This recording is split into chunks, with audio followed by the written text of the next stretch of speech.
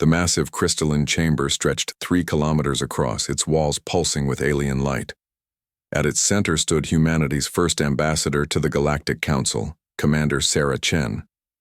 Her military dress uniform looked almost primitive, against the backdrop of floating energy platforms and beings that defied description.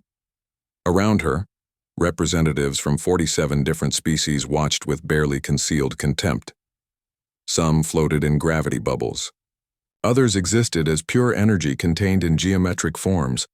A few were so alien that Sarah's translator implant struggled to make sense of their communication methods.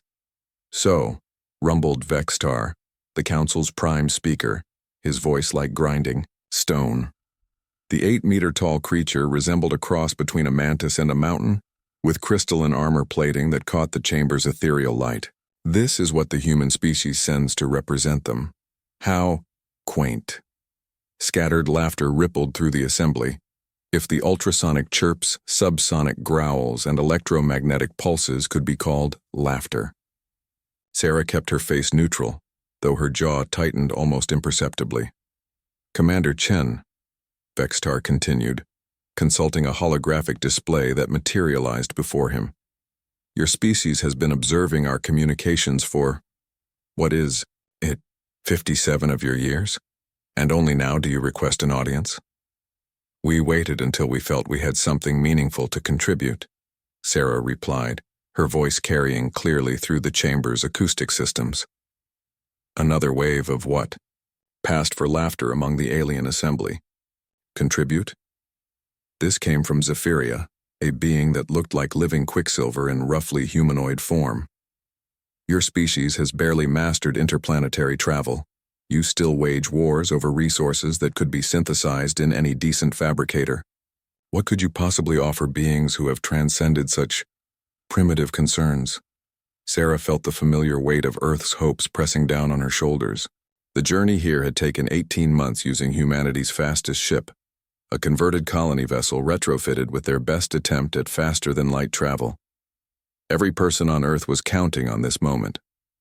"We offer our perspective," she said simply. "Our resilience. Our creativity in the face of impossible odds." Vexitar's massive head tilted, and Sarah caught what might have been amusement in his alien features. "Resilience? Child, the Nexari Empire spans 12 galaxies. The Void Singers can manipulate the fundamental forces of reality itself. The architects build worlds from pure thought. What resilience could your tiny species possibly possess that would interest us?" The chamber fell silent except for the low hum of alien technology. Sarah felt the moment stretching, knowing that her next words would determine humanity's future among the stars. "The kind that turns a backwater planet into a fortress when threatened," she said quietly. "The kind that makes us dangerous when we're underestimated." For a moment, true silence fell over the assembly. Then Vextar's laughter boomed through the chamber, a sound like avalanches and breaking stone. "Dangerous? You?" He gestured with one massive appendage toward the holographic display, which now showed Earth, a blue marble suspended in the void. "Your entire military could be sterilized by a single Nexari patrol ship. Your technology is so primitive that we had to provide you with this translation device just so we could understand your crude vocalizations." The display zoomed in, showing Earth's cities, its orbital stations, its small fleet of interplanetary vessels. To the assembled aliens, it must have looked like a child's toy collection. "Look at this," Vextar continued, warming to his subject. 8 billion beings crammed onto a single world, fighting over scraps, polluting their own atmosphere, divided by imaginary lines they call borders. You cannot even achieve unity among your own species, yet you dare to speak to us of contribution? Sarah's hands remained steady at her sides, but something cold was building in her chest. "Your species," interjected another voice, this one belonging to a crystalline entity called Mordan, exists at the very bottom of the galactic hierarchy. You are what we call a nursery species, barely evolved beyond your animal instincts, useful perhaps for studying the early stages of sapient development, but hardly worthy of a seat among the truly civilized races. The holographic display changed again, now showing a chart that ranked species by various metrics: technological advancement, psychic development, territorial scope, cultural sophistication. Humanity appeared as a tiny blip near the very bottom. "This is where you belong," Vextar said, his tone now openly mocking. "Perhaps in a few thousand years, if your species survives its own primitive nature, you might develop something worth our attention. Until then, consider yourselves fortunate that we've acknowledged your existence at all." Sarah looked around the chamber, meeting the alien gazes, or what passed for gazes among beings so diverse. Some showed curiosity, others boredom. Most showed the casual contempt of the powerful for the weak. "Is that your final decision?" she asked. "Decision?" Vextar's laugh was like breaking stone. "Child, there was never any decision to be made. We granted this audience as a curiosity, nothing more. Your species will return to your little world and continue your small existence. Perhaps we will check on your progress in a millennium or two. We formally reject humanity's petition for council membership," Mordan announced, the words echoing through the chamber with the weight of official proclamation. "Furthermore, your species is forbidden from establishing any permanent presence beyond your home system. Your expansion is limited to the dead worlds of your local stellar group. Any attempt to colonize worlds with existing life, or to establish territories beyond these boundaries, will be met with appropriate response." Sarah felt something snap inside her chest, not despair, but a cold, bright anger that she'd learned to control during her years in Earth's military. "I see," she said softly. "So we're not just refused membership, we're being caged." "You are being protected," Zephyria interjected, "from your own destructive impulses and from conflicts you cannot possibly comprehend. Consider it a kindness." "Kindness," Sarah repeated, tasting the words. "Like keeping animals in a zoo." "An apt comparison," Vextar agreed, apparently missing or ignoring the ice in her voice. "Though even zoo animals are typically more evolved than your species currently demonstrates." The laughter that followed was the final straw. Sarah had spent her career fighting for humanity's survival, first in the resource wars, then in the desperate scramble to reach the stars before Earth's ecosystem collapsed completely. She'd seen what humans could do when pushed to the edge when they had nothing left to lose. "Thank you," she said, her voice carrying a new note that made several aliens pause in their mockery. "You've been very educational." "Think nothing of it," Vextar waved dismissively. "Your shuttle is prepared for departure. We trust you can find your way back to your quaint little world." Sarah straightened her uniform and offered what might have been a smile. "Oh, we'll find our way. Humans are very good at finding their way." She turned and walked toward the chamber's exit, her footsteps echoing in the vast space. Behind her, the aliens returned to their business, already dismissing humanity as an insignificant footnote in galactic affairs. They had no idea what they'd just awakened. As Sarah reached the shuttle bay, she activated her personal communicator, a device far more sophisticated than the aliens realized, though she'd been careful not to let them examine it too closely. "Control, this is Ambassador Chen," she said quietly. "Copy, Ambassador. How did it go?" Sarah looked back at the massive alien structure, its bioluminescent surfaces pulsing with the arrogance of a civilization that had never faced a real challenge. "They said, we're too primitive for membership, too dangerous to be allowed to expand, too weak to be worth their time." She paused, watching alien ships drift past like living meteors. "Recommend immediate implementation of Protocol 7. There was silence on the other end of the line. "Ambassador, are you certain? Protocol 7 is—" "I know what it is," Sarah cut him off. "And yes, I'm certain. They want to see what human resilience looks like. I think it's time we showed them." She ended the transmission and boarded her shuttle, leaving the Galactic Council to their comfortable superiority. They'd just made the greatest mistake in their long history. They'd underestimated humanity.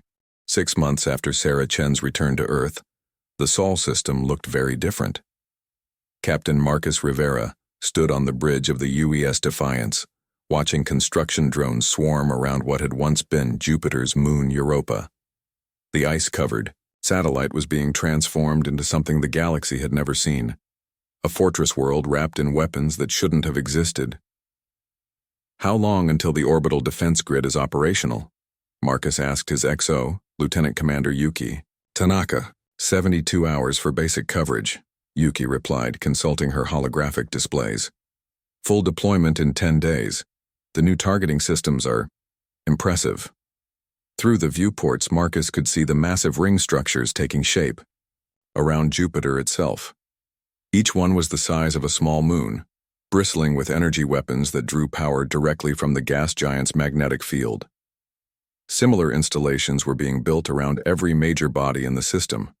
"Sir," called Ensign Park from the communication station, "we're receiving a priority transmission from Luna Command." "Put it through." The holographic image of Admiral Harrison Wells materialized on the bridge, a grizzled veteran of the resource. Wars whose scarred face had become synonymous with human determination. Behind him, the command center of humanity's most secret facility buzzed with activity. "Marcus," Wells said without preamble, "how are our guests?" Marcus smiled grimly. "Still, in their assigned quarters. Still convinced they're on a diplomatic mission. 3 months ago, humanity had sent invitations to several minor species, races that, like humans, existed on the periphery of galactic civilization. The invitations had spoken of trade opportunities and cultural exchange. What the aliens found instead was very different. "The Keth delegation is getting restless," Marcus continued. "Their ship's crew keeps asking when they'll be allowed to leave."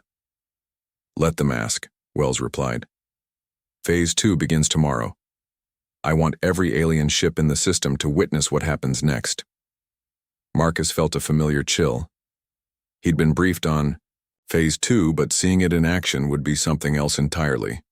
"Admiral," Yuki interjected, "we're detecting unusual energy readings from the construction sites around Saturn. The new installations are drawing more power than the specifications indicated." Wells smiled, an expression that had once made enemy generals surrender without firing a shot. "That's because those aren't the same installations you were briefed on, Commander. What you're seeing is our insurance policy." Before Marcus could ask for clarification, alarms began sounding throughout the ship. "Sir," Ensign Park called.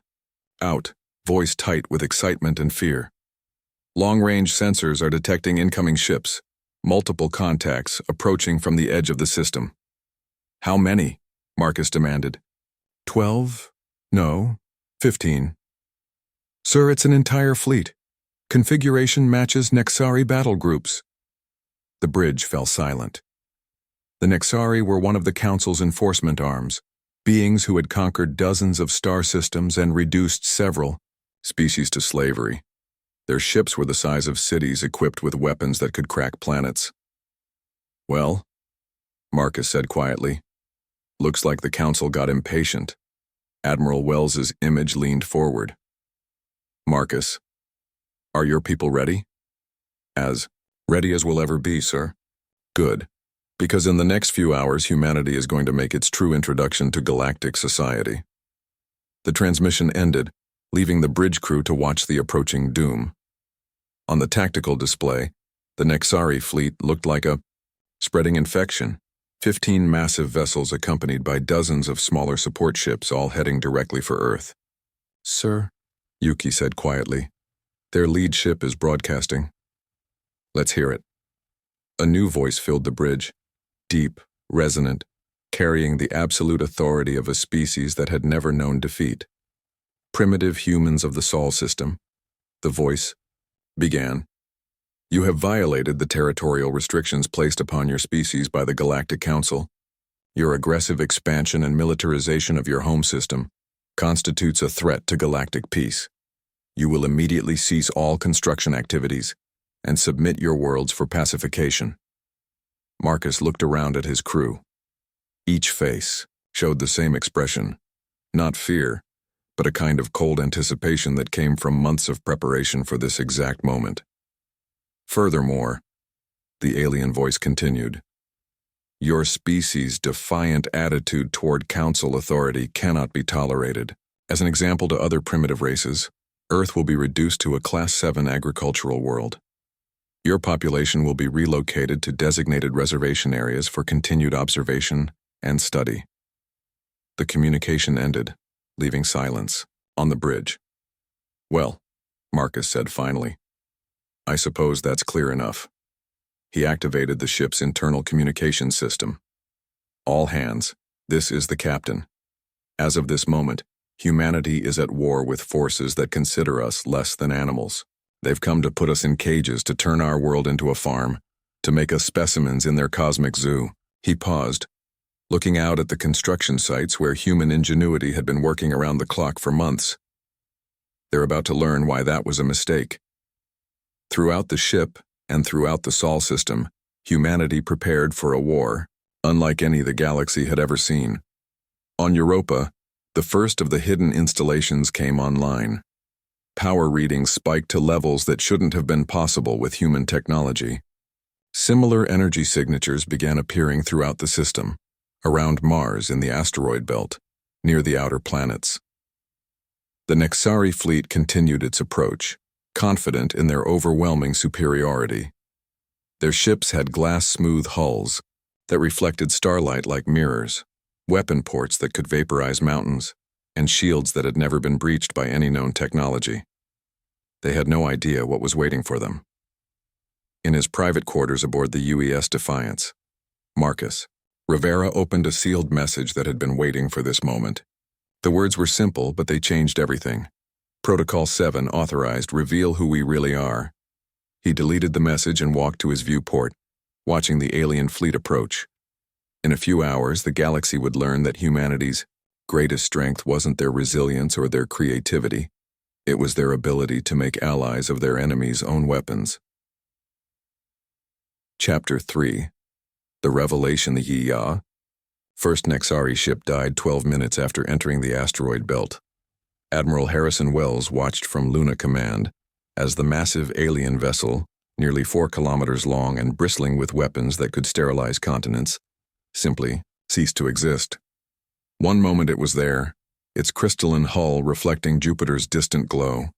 The next, it was an expanding cloud of superheated plasma.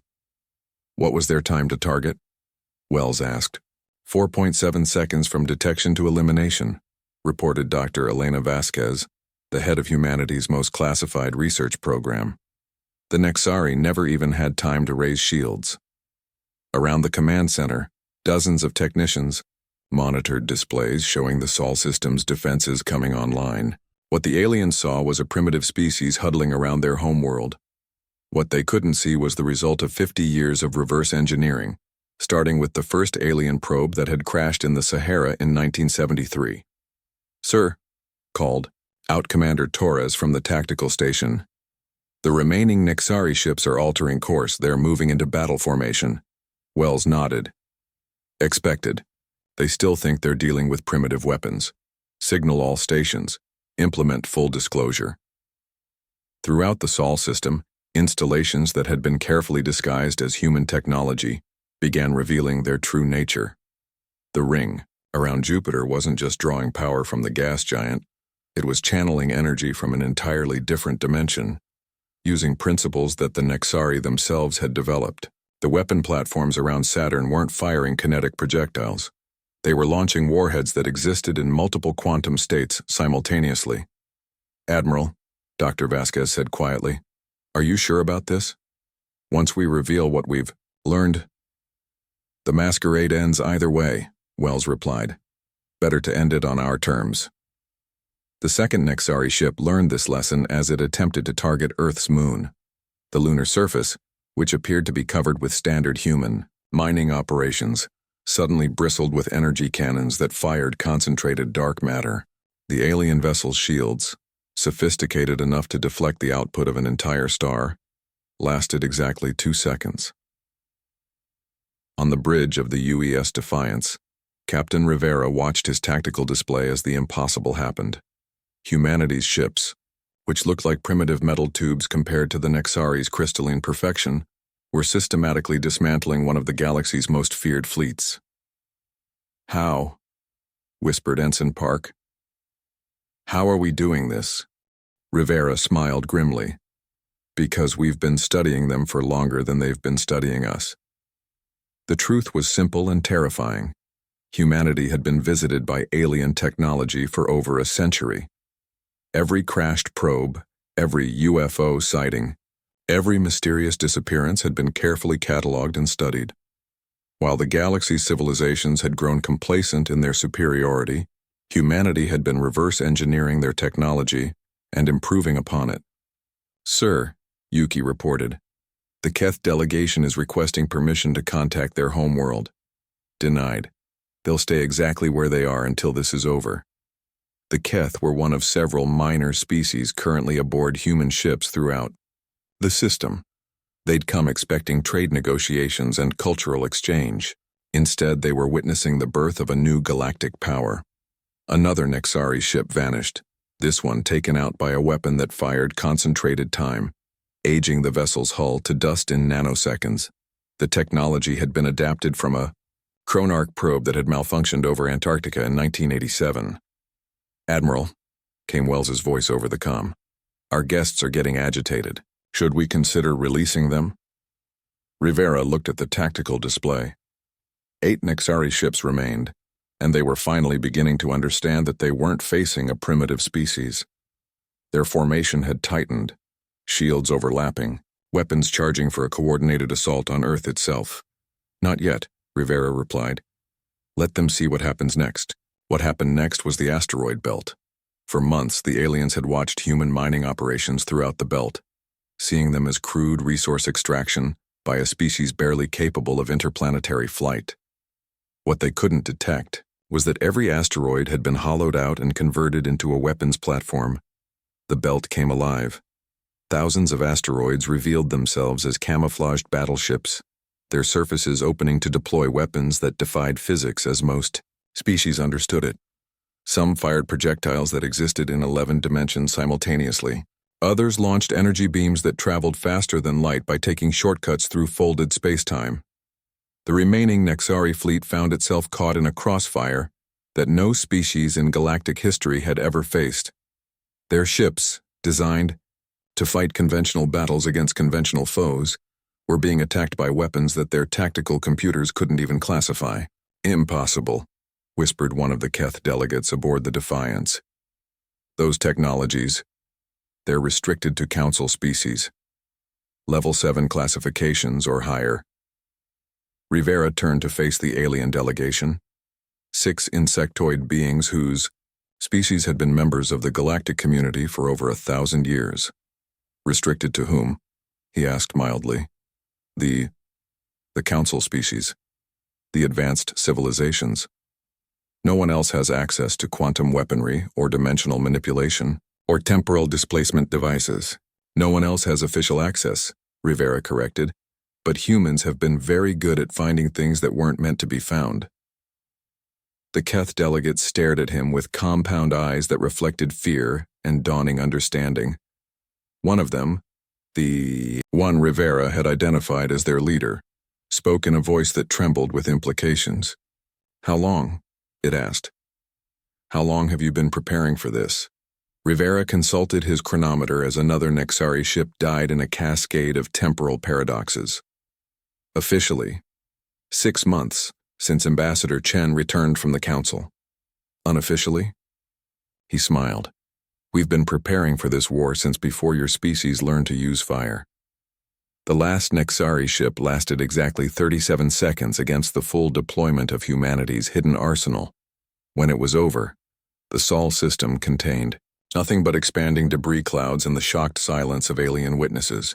"All stations report," Rivera commanded. "Sector 1 clear," came the first response, followed quickly by similar reports from throughout the system. "Sector 2 clear. Sector 3 clear." In less than an hour, humanity had destroyed a fleet that had conquered entire star systems, and they'd done it without losing a single ship.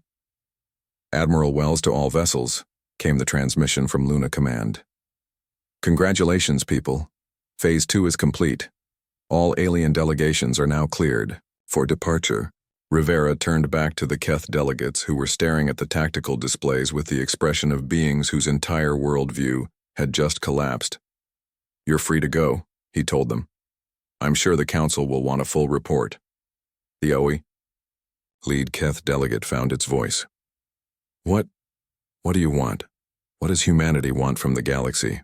Rivera walked to the viewport, looking out at the debris field that had once been the pride of the Nexari war fleet.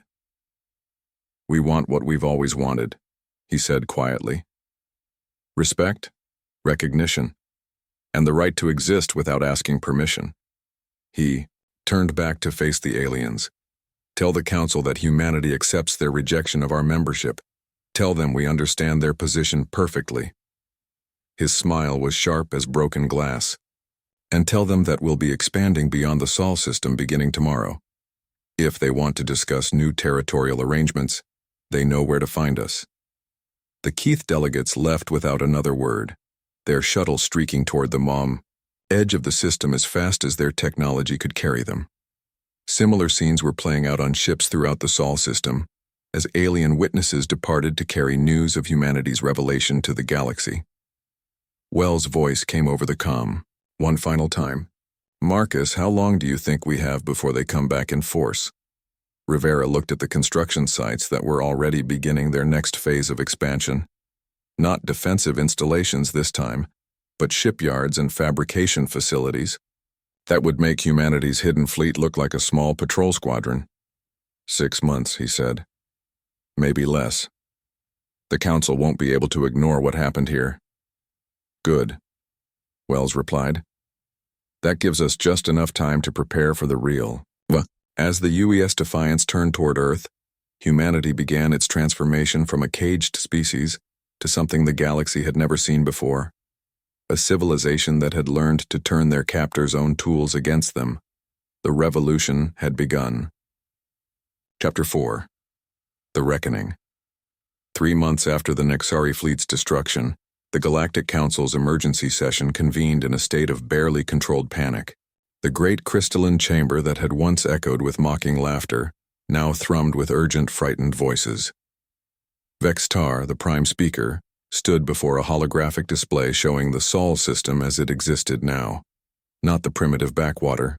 They remembered, but a fortress bristling with weapons that their best scientists couldn't explain. The humans have established 47 colony worlds, reported Zephyria, her quicksilver form rippling with agitation. 47 in 3 months. They're expanding faster than any species in recorded history. Impossible, interjected Morden, though the crystalline being's usual certainty was notably absent. No species can sustain that rate of expansion. The resource requirements alone. They're not using conventional resources, interrupted a new voice. Admiral Kexeloth of the Nexari Fleet Command had arrived via emergency transport, his armored form bearing fresh scars from what the humans had called the Sol incident. Explain, Vextar commanded. Kexeloth activated his own holographic display, showing detailed scans of the new human colonies. They're not terraforming worlds. They're rebuilding them. Complete molecular reconstruction, turning dead rocks into garden worlds in a matter of days. The energy requirements should be impossible for any civilization below Class 7. And their ships? Zephyria asked. Growing, Kexeloth said simply. Their vessels literally grow like living things, but faster than any organic process we understand. They've gone from 12 ships to over 3,000 in the same time period. Vextar's massive form shifted uneasily. What are our intelligence networks reporting? That's the problem, replied another voice. Silthera, the Council's chief intelligence coordinator, materialized as a shifting pattern of light and shadow. Our networks are compromised. The humans have been feeding us false information for decades. What we thought was primitive technology was deliberate misdirection. The chamber fell silent except for the low hum of alien electronics. How? Vextar asked quietly. They've been studying us longer than we've been studying them, Silthera continued. Every probe we sent to their system, every monitoring station we established, they found them all. Instead of destroying them, they left them functional but compromised. We've been seeing what they wanted us to see. Morden's crystalline form flickered with what might have been disbelief. Are you suggesting that this primitive species has been manipulating the Galactic Council for over a century? I'm not suggesting it, Silthera replied. I'm confirming it. We have communications intercepts, decoded human transmissions going back 50 years. They call it Project Looking Glass, a systematic infiltration and intelligence operation targeting every major galactic civilization. Vextar activated his personal communicator. Summon Ambassador Chen. Immediately. 24 hours later, Sarah Chen stood once again in the Great Chamber. But this time, she wasn't alone. Behind her stood 12 other humans, scientists, military officers, and diplomats whose presence radiated a quiet confidence that hadn't been there before. More importantly, she wasn't wearing a primitive uniform this time. Her attire was clearly alien in design but adapted to human form, a clear statement that humanity no longer considered itself bound by their own limited technology. Ambassador Chen, Vextar began, his voice lacking its previous arrogance. We need to discuss the recent developments in your system. Sarah smiled. Of course, I assume you're referring to our colonial expansion? It's been quite successful. Thank you for asking. You were restricted to your home system, Mordan stated. The territorial limitations were clearly established. By you, Sarah replied. Without our consent. We never agreed to be caged. Your species lacked the authority to disagree, Zephyria interjected, though with less certainty than before. Sarah's smile widened. Did we?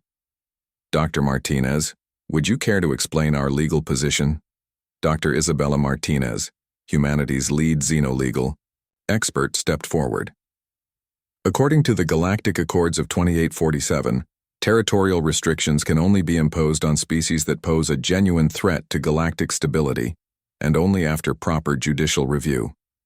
Since humanity was deemed too primitive to be dangerous, no such review was conducted. The restrictions are legally void. Furthermore, added another human, General Patricia Hayes, whose uniform bore decorations from conflicts the aliens had never heard of. The destruction of the Nexari fleet was entirely within our rights as self-defense. They entered our territory with hostile intent and issued ultimatums that violated the sovereignty protocols. Vextar's massive head turned toward Kexaloth. Is this accurate? The Nexari admiral's silence was answer enough. I see, Sarah said. You're realizing that you never bothered to learn galactic law as it applies to species you considered beneath notice. Understandable oversight. What do you want?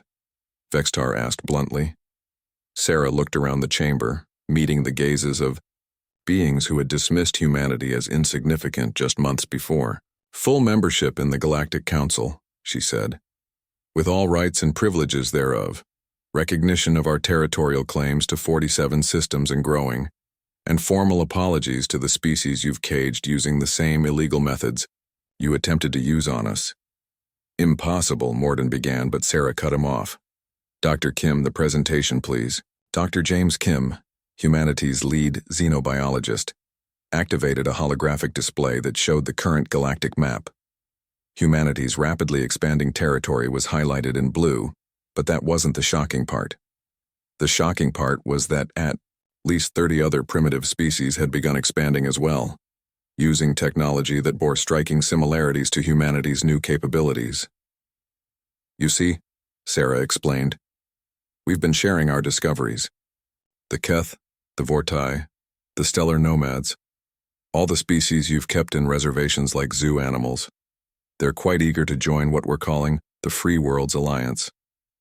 The Free Worlds Alliance now controls nearly 400 star systems, Dr. Kim continued. Our combined fleets number in the tens of thousands. Our technology base includes reverse-engineered council tech, improved and adapted for our specific needs.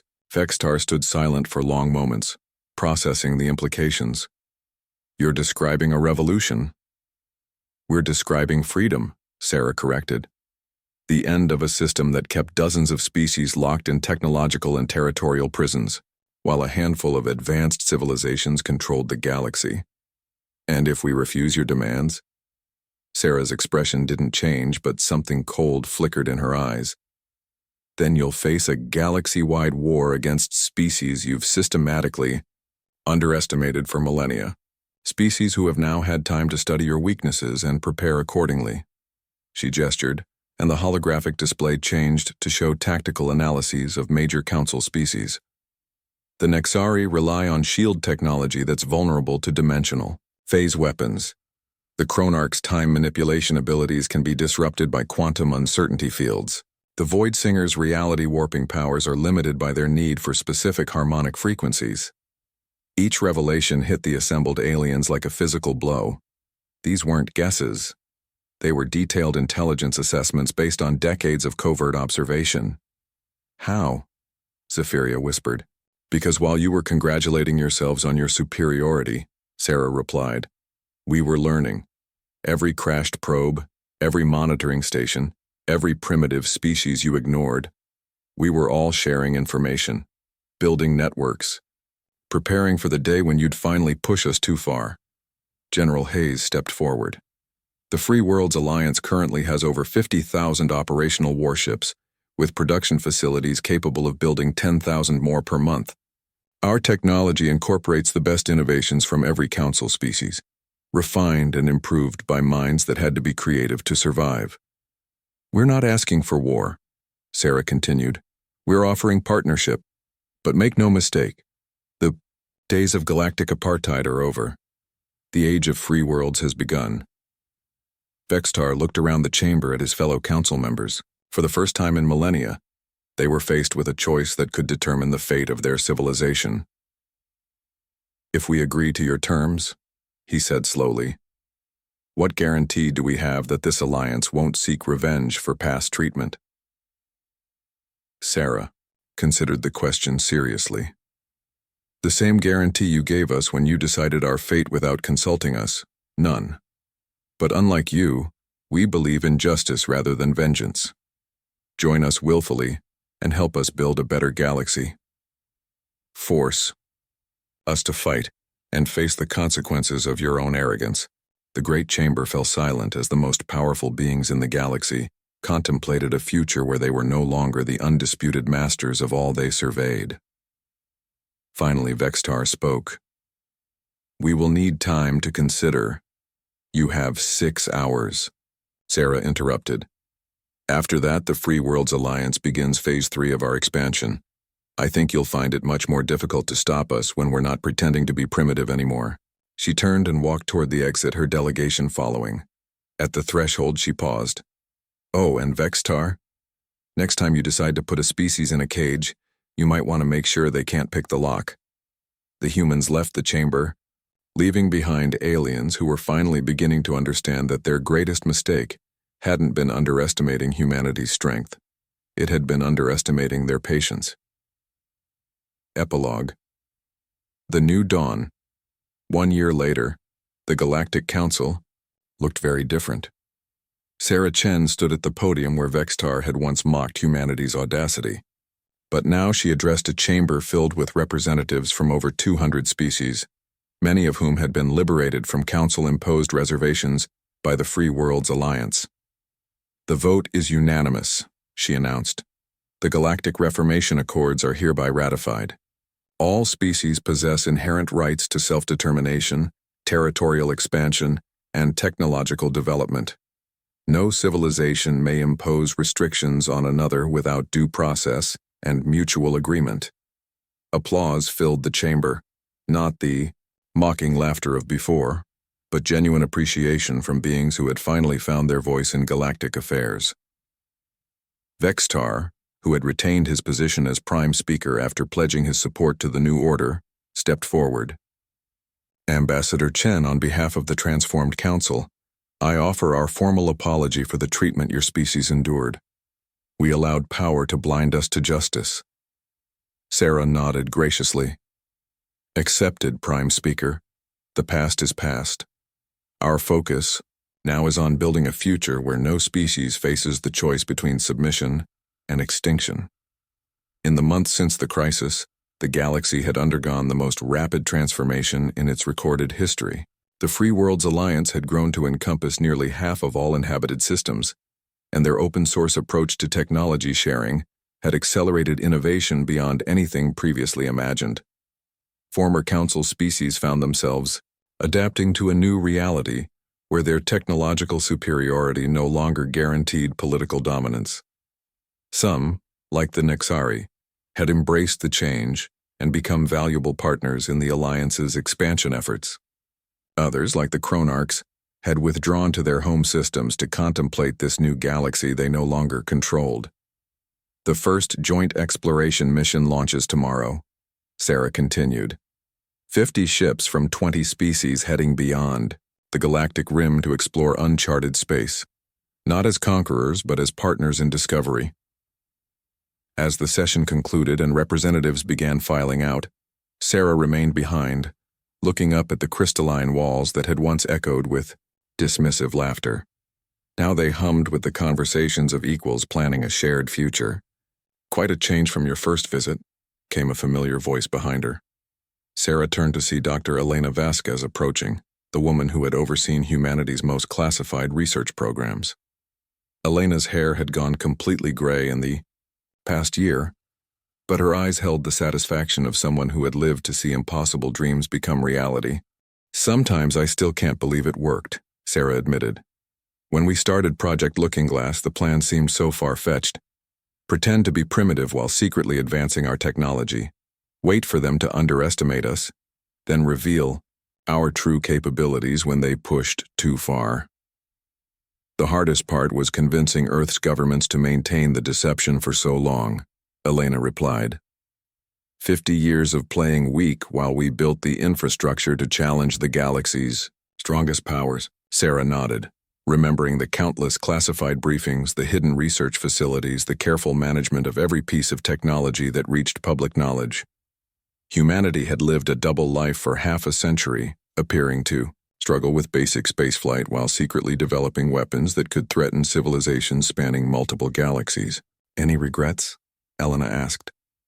Sarah considered the question as they walked toward the chamber's exit. "About the deception? No. About the lives lost in the Nexari attack? Every day.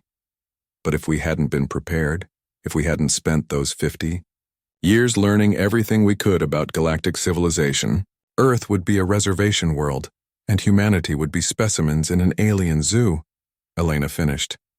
They stepped into the corridor, where the diversity of galactic civilization was now on full display.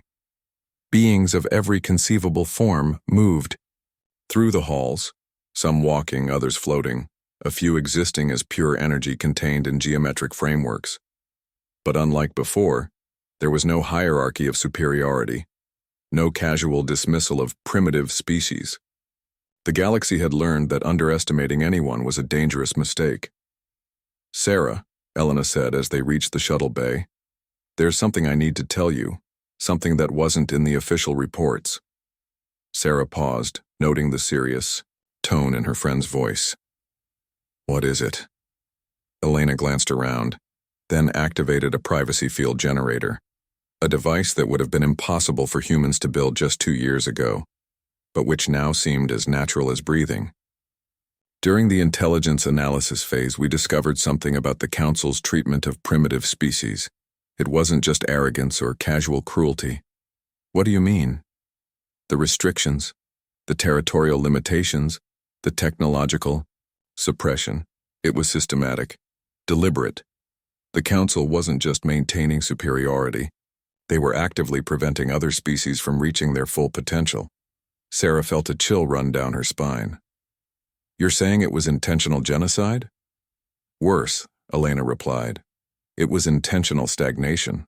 They kept dozens of species, locked in technological adolescence for millennia, not because those species were actually primitive, but because they were afraid of what they might become if allowed to develop freely." The implications hit Sarah like a physical blow. "How many species?" "At least 47 that we can confirm. Possibly more. Some of them had been spacefaring for longer than the Council species themselves, but were deliberately kept from advancing beyond basic interplanetary travel." Sarah leaned against the shuttle bay wall, processing this revelation. "That's why the Free Worlds Alliance was so successful. We weren't just liberating oppressed species. We were unlocking civilizations that had been artificially held back for thousands of years." Exactly. And now that they're free to develop, Elena gestured toward the viewing ports where ships from dozens of species could be seen in the distance, many of them incorporating technology that had been developed in just the past year. The galaxy is about to become a very different place. Sarah watched a Keth exploration vessel drift past, its hull incorporating human-designed dimensional folding technology with traditional Keth bioengineering. The ship was beautiful in its alien functionality, representing the kind of cooperation that had been impossible under the Council's rigid hierarchy. "Have you told the other Alliance leaders about this?" Sarah asked. "That's the other thing," Elena said. "We're not the only ones who figured it out. The Vortai have been conducting their own investigation, and the stellar nomads have been comparing notes with species from the far rim. Everyone's reaching the same conclusion, which is that the Council species weren't naturally superior. They were just the first to develop certain technologies, and then they used those advantages to prevent anyone else from catching up. It's the galaxy's greatest conspiracy, and it's been going on for over 10,000 years." Sarah stood in silence for several minutes, watching the ships of the Free Worlds Alliance prepare for their joint exploration mission. Representatives from species that had been enemies for millennia were now working together, sharing knowledge and resources in ways that would have been unthinkable under the old system. "What happens now?" she asked finally. "Now we make sure it never happens again," Elena replied. "The Reformation Accords are just the beginning. We're building a galaxy where every species has the chance to reach its full potential, where cooperation replaces domination, where the only hierarchy is based on achievement rather than accident of birth." Sarah activated her communicator. "This is Ambassador Chen to all Alliance vessels. Prepare for departure to the Rim worlds. We have a galaxy to explore, and this time, we're doing it together." As they boarded the shuttle that would take them back to Earth, Sarah reflected on the journey that had brought humanity to this moment. It had begun with insults and dismissal, with a council that saw humans as nothing more than primitive animals unworthy of respect. It had ended with humanity leading a revolution that had transformed galactic civilization itself. "Elena," Sarah said as the shuttle lifted off, "do you think we'll ever tell them the whole truth about how long we've been preparing for this moment?" Elena smiled, watching the stars begin to appear as they cleared the space station's atmosphere. "Maybe someday. But for now, I think the galaxy has had enough revelations for 1 year." Below them, the Galactic Council's headquarters continued its work, but now it served a very different purpose. Instead of maintaining the status quo, it was facilitating the greatest period of growth and exploration in galactic history. Species that had been locked in technological stagnation for millennia were advancing at unprecedented rates, and the boundaries of known space were expanding daily. Humanity had achieved something that no other species in galactic history had managed. They had transformed their oppressors into partners and turned a system of domination into a network of cooperation. As the shuttle set course for Earth, Sarah Chen looked back at the station where she had once been dismissed as a representative of a primitive species. Now it was the headquarters of a galactic alliance that her people had helped create, a symbol of what could be achieved when civilizations chose cooperation over conquest. The Council had insulted humanity, calling them too primitive to matter, too weak to be feared, too insignificant to be respected. In response, humanity had set the galaxy ablaze with the fire of freedom, and from those flames, a new age of exploration and discovery was being born. The humans had kept their promise. They had shown the galaxy what human resilience really looked like, and the galaxy would never be the same. The end.